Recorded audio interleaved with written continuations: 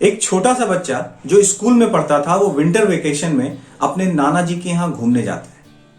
नाना जी के साथ खेलते खेलते वो नाना जी से पूछता है, नाना जी हमें ना स्कूल में महान लोगों के बारे में पढ़ाया जाता है, तो मुझे पूछना था ये महान लोग महान कैसे बनते हैं, क्या ऐसा काम करते हैं ये कि ये महान बन जाते हैं।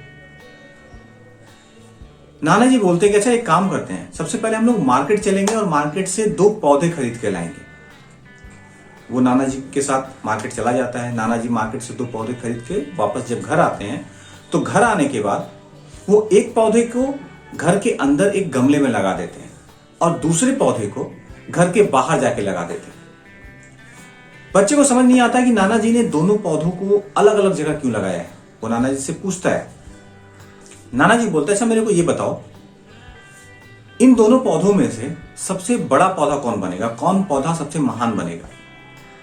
वो बच्चा कहता है कि घर के अंदर जो पौधा है वो सबसे बड़ा बनेगा, क्योंकि वो सुरक्षित है। घर के अंदर ना तो उसे बहुत कड़ी धूप लगेगी, वो बारिश से भी सुरक्षित है और बाहर के जानवर उसे खा भी नहीं सकते।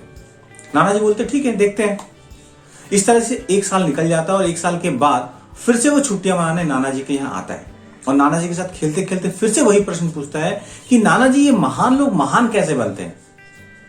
नाना जी बोलते हैं याद है जब तुम पिछले साल यहाँ आए थे तो हमने 2 पौधे लगाए थे, जाके जरा देखो तो उन दोनों पौधों में से सबसे बड़ा पौधा कौन बना।